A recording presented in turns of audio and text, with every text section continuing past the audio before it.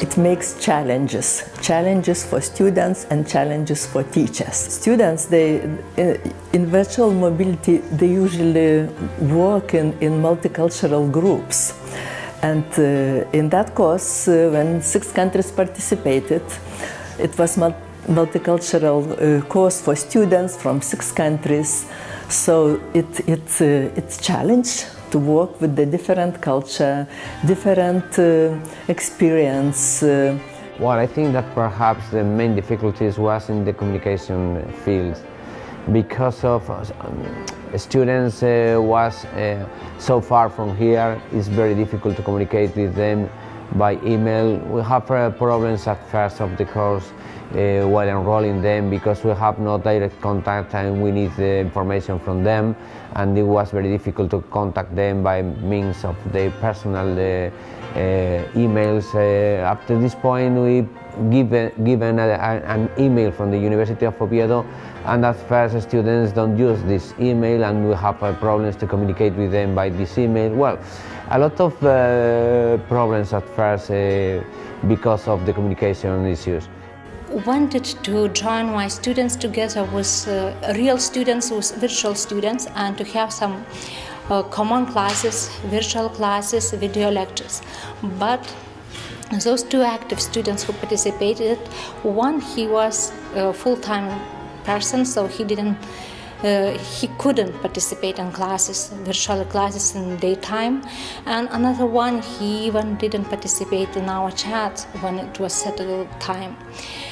So really, I was disappointed for this reason, and it was not my expectation I had before the beginning of the studies. I think maybe one of the potential drawbacks could be that there are quite a few activities in this course, and the students were busy all the time, so that was quite complicated, and I think they were employed all the time with individual tasks, with group work.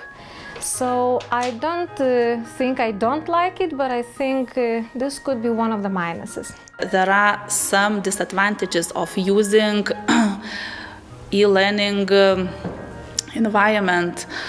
Students should be very high motivated. In opposite case, they can fail. It was necessary to inform everybody and to provide them with a lot of information and explain a lot, and even sometimes convince them, because some of the administrative staff working in faculties were quite skeptic sometimes. Well, at the end, I think we worked together, and at the end it was a great experience, I think. I dislike most of all that we had this dropout of these virtual students, because in the beginning we planned the course with 4 foreign students, and some of them never showed up for the course. They just wrote the messages, "Oh, sorry, we will catch up later," and we never got them to the course.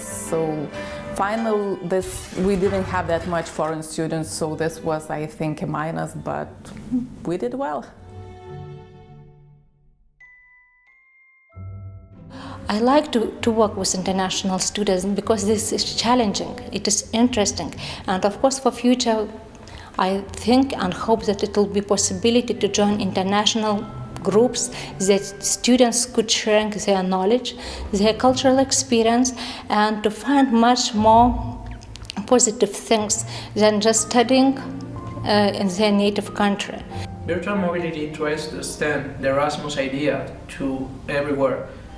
This is an advantage because you can be in your own country and start to apply to different courses in different countries, and teachers are able to teach different students of different cultures.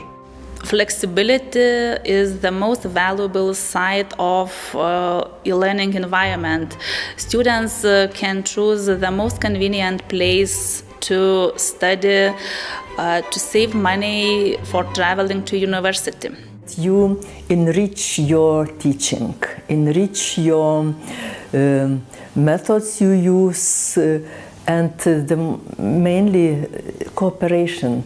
Usually we work alone, and we create our courses, and we study different resources, but we work on alone. And here you can have a lot of support from other teachers. You discuss learning outcomes, you discuss possible evaluation, so it's huge support. And for students it's a cultural experience. You know, they can stay at home, they can stay at university, but they make new friends. They can be aware about different cultural differences, about cultures, about countries. I like online learning because it increases transparency. It identifies the problems quicker so that teachers and learners might solve them in a quicker way. But everything depends upon the attitude. If you want to hide problems, then traditional way is absolutely better. If you want to highlight them, I think it's online learning that highlights all the problems that we have to change, to solve, to overcome.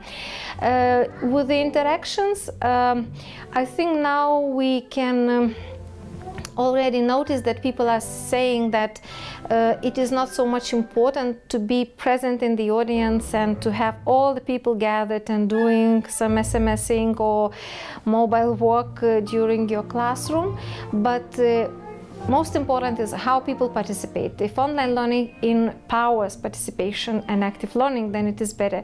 If not, then it is worse. I like traveling, and you cannot always be in another country. So this brings us the possibility to know more from academic perspective, more about another country, like what subject peculiarities are in different countries, and this enriches our subjects and curriculum.